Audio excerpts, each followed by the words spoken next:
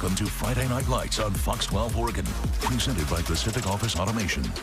Well, it doesn't get bigger than this until next week in the championship games. Semifinal night on Fox 12's Friday Night Lights, Week 12. Playing this deep in November is an earned honor and privilege to no doubt remember. While the 4A, 3A, 2A, 1A semis in Oregon, round 2 in Washington kick off on Saturday, we start the show the only way we know. The Final Four in the 6A and 5A, 4 sites, 1 night. Let's go around the barn. To be the champ, you have to beat the champ, the OSAA 6A title holder from West Linn, the #1 seed and an unbeaten record at that neutral site of Sherwood High. On the other side, the semi, #5 Central Catholic, a 9-2 mark. Second place in the Mount Hood Conference, maybe they're the best defense going. A 6th consecutive semifinal bid for the Rams, last beating the Lions in this spot in 2023. WLHS here for a 5th time in a row. Perennial winners. In a game like this late in the season, it all comes down to defense. There was nothing doing for either side. The Rams showing, yeah, they are the best defense in the state. West Linn going, yeah, we got some dudes too. Scoreless in that first quarter. Until we got to the second quarter, turnovers would play a difference here early on. We're seeing Cohen Bissell always going to play through the whistles. Yeah, the black shirts got the ball, and then they turn it back over to the offense. Here's Bissell on the flip, and get on in. Their first score of the night. The sophomore, a stud. The men in black. The Rams got a lethal weapon, too. Cole Thomas, one of those Central Catholic guys who will have his 8x10 glossy hanging in that Ram Hall of Fame one day. #6 with the fix. Right up the gut. The Wildcat still works in 2025. CT for TD, 99 yards. Tackle ain't one. Rams even it up at 7. Late third quarter, the Cardinal and Gold found another way to get in. After a long run, there he goes, it gets in again. Tyson Davis set him up. And that's a touchdown one more time. It's 14-7 CCHS into the lead after 3. Fourth quarter, money time. Sloan Baker has been a touchdown maker. The junior serves it up to MJ Kennebrew.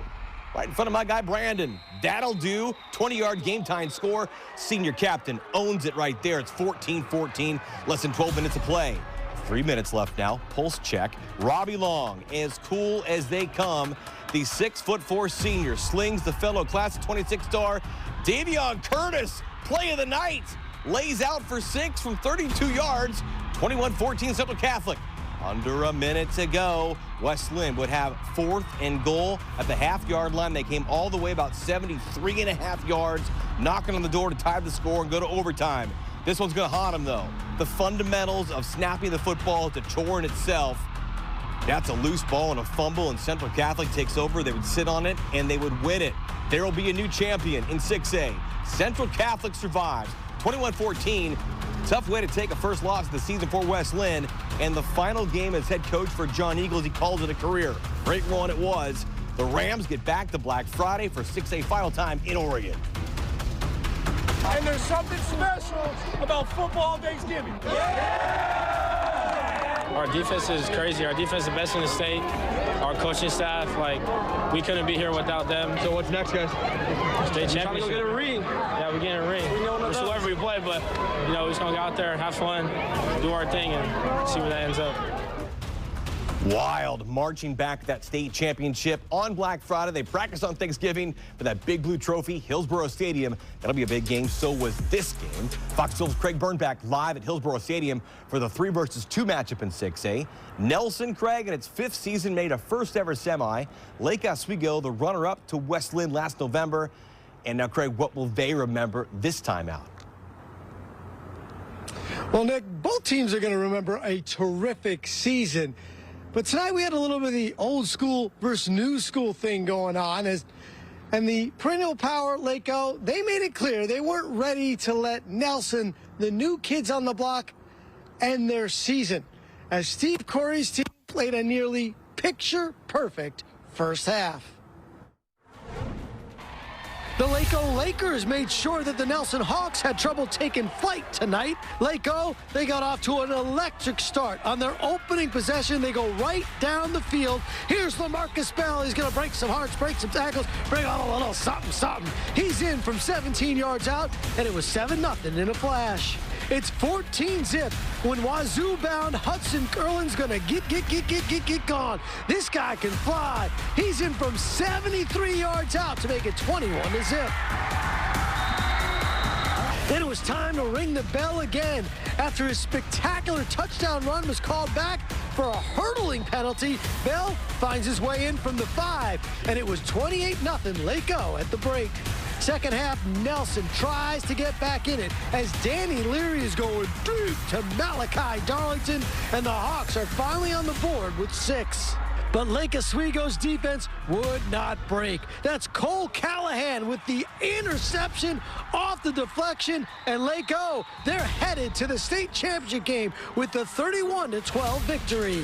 All right, you're headed to the state championship game. How's that feel? It feels amazing. You know, doing it 2 years in a row with the guys I love, you know, my line, everybody on that team, it feels so great. I'm so excited. I got to ask you something.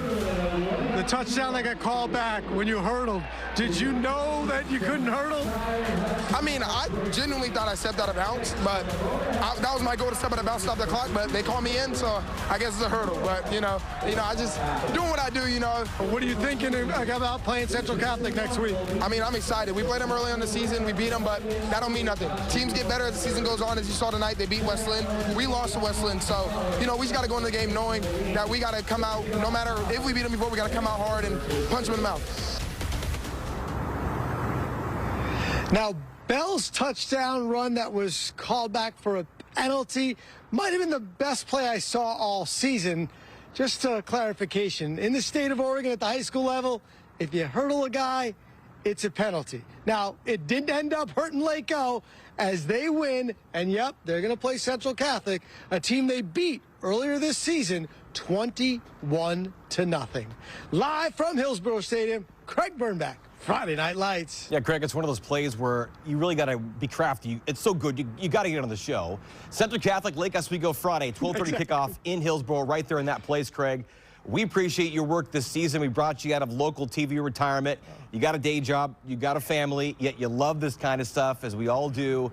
Get to hang out with Devin the Photog, who works a day shift here at Fox 12. We appreciate you, Craig. Well, thanks. I love hanging out with the Fox 12 team. And you know what? Devin's not just a pro. He's a great guy to hang out with on a Friday night. So thanks for having me. Well, we'll see you again maybe then in September, my good man. Hey, the 5A semis, a fine Friday from a foggy Willamette High in Eugene. Number 3 Mountain View has been the state runner-up from back-to-back years out of Bend, up against another 10-1 team, the second-seeded Silverton Foxes. A third straight semi for SHS, up against a Cougar team that hadn't been scored on in the first 2 rounds of the postseason. The Foxes flexing their muscle to be the first to find a touchdown late in that first quarter as Chase Dominguez, senior quarterback, dials his own number, 7-0 after 1. Tough to throw in that kind of condition. Early second, Silverton stepping up for seconds. Nash Moser knows that gravy train. The senior mashes for 29. It's 14-0. Later second, those Cougars in white get on the board. Alex Tulin making some magic with Jackson Urbach. Unlocks that first touchdown for MV Shorty, a goodie. It's 14-7. We had some long stuff. Lightning breaking soon after as Logan Uto, the go-to dude for Dominguez,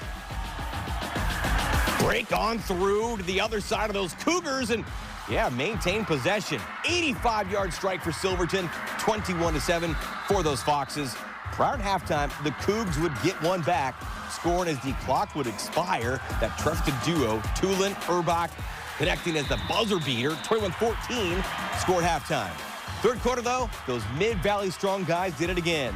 Levi Scherder, 4 touchdowns a week ago. Not Luke, not Leon, not Larry. It's Levi Scherder, 28-14 Silverton. And that flow of emotions kept on pouring out. Ryder Vandaway, the sophomore, knows the way from 13-35-14 Silverton in that fourth quarter. MV would score again. Ryder Carpenter makes it 35-21. Ryder, popular name these days. 35, though, 21, the final score. Silverton back in the final show. Last win it all in 1991 and 2021. The run game was great. Our O-line did amazing. That's what brought us here. We had a great week in practice. You know, everybody executed their job. Just proud of everybody. We came out and we win. We will practice on Thanksgiving. it means a lot. You know, it's a blessing to practice on Thanksgiving. That means you're in the state championship, you know. I'm excited. I'm ready to eat some food, but I'm also ready to get better. That's my motto in life. Words to live by.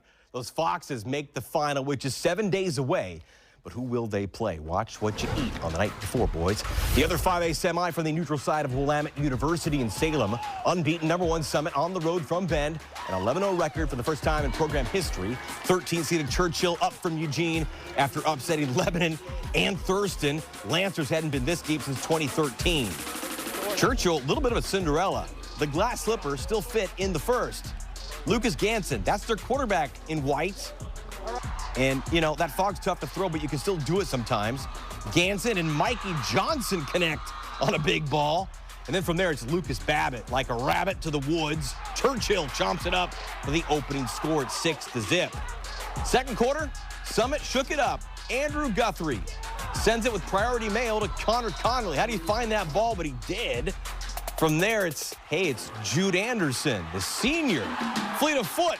Reap the benefits. 15-yard score. Storm go up 7-6. They trade fumbles. The fog really canceled out the passing games. Ganson, though, would here find Charlie Dexter to move the sticks.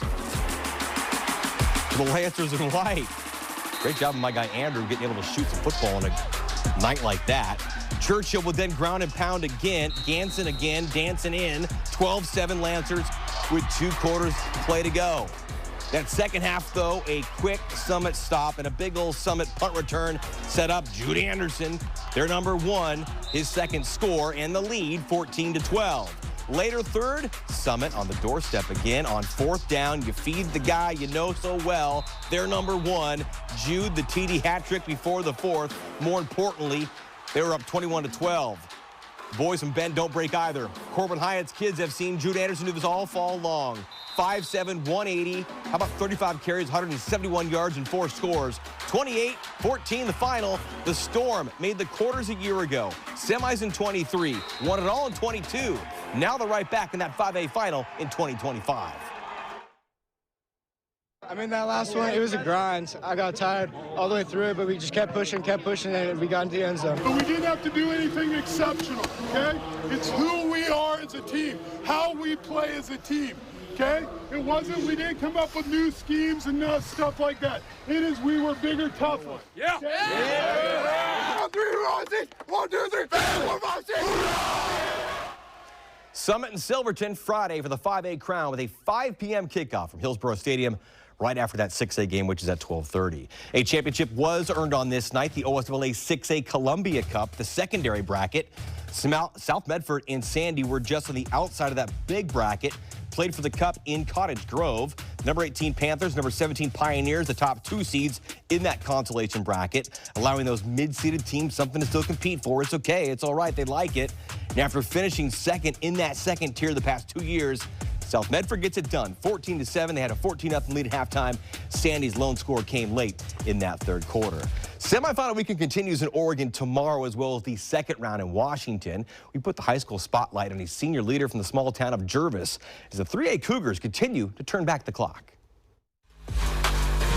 Hey, this is the blue. 12 touchdowns in one season is a pretty good year for a lot of guys. 12 scores in the first 2 weeks of the playoffs is reality for Jervis High senior Johnny Mariano. It was like really shocking to me that I had 6 and then 12 together just by 2 games, and like 200 yards for each game too. Johnny has put the Cougars on the spot as Jervis makes the 3A state semifinals for the first time since 1951, upsetting Siuslaw in Florence and taking care of Douglas on the brand new home turf field in round 2. We were 9-man last year, now 11-man, still in playoffs. People might not think it's a big difference, but it's a big difference. When you get that ball, there's not that much more running room left on the field. Pass them off. There we go. There we go. 5th-year Jervis head coach J.J. Navarrete gave his kids the choice of playing up in 3A 11-man or remain 9-man in 2A like the semifinal team from a season ago, something no Jervis group had done in more than 70 years. Changing culture is one of the greatest things that I feel that I've come here to do. You know, I breed family. I tell these guys, you guys are my family. Block. They believe it, and I'm 100% all about it. Like Johnny, Ben Cam is a senior in the backfield and at linebacker for the Cougs. Only the dogs of the teams come out on semifinal It's a big privilege. The 14-member senior class has earned the right to play this deep in November, and Mariano has been the driving force in the small-town turnaround on the field and in the halls. His heart is so big. He will do whatever you ask him, and he won't argue, fight with you. He'll say, yes, coach, I'll take care of it, coach. And these other kids, they see that, and they're like, man, this guy's doing it. Johnny does it all as the oldest in his family. The 17-year-old also wrestles, competes in track, and is in leadership class, helping his mom and 3 younger siblings. I mean, I'm up there a lot, like through middle school and high school. I had to watch over my siblings, take them to school, all that stuff. When you're in this area, I could speak from experience. I was raised by a single mother doing the same thing, me and my brother, which he's out here with me right now coaching. You know, we only had each other, so we pick each other up, do everything. And when I see him doing the same thing, I just motivate him to tell him, hey, it's going to be okay, man. The big man at home and on campus with the Cougars, and colleges like Willamette, Pacific, and Lewis and Clark are looking at his body of work. I'm really thankful for this because, like, I worked really hard for all this 4 years already. It means a lot to me. What are you looking for in a college? I mean, a good school, a good program, and overall, just like good teamwork. Yeah, those 12-seeded Cougs will meet #1 Cascade Christian in the 3A semis Saturday in Cottage Grove.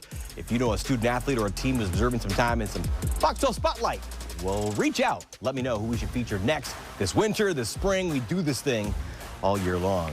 We're back on Black Friday for these 6A and 5A championships. The 4A through 1A finals will be on Saturday.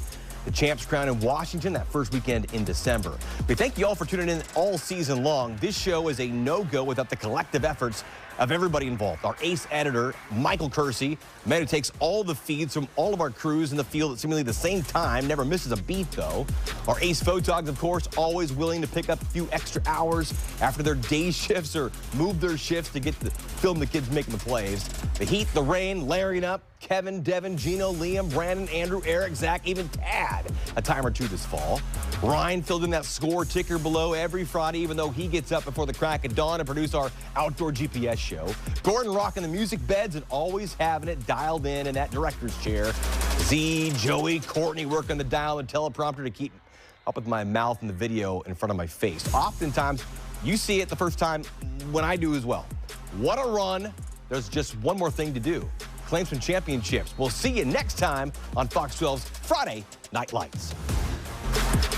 Thanks for watching Friday Night Lights on Fox 12 Oregon, presented by Pacific Office Automation.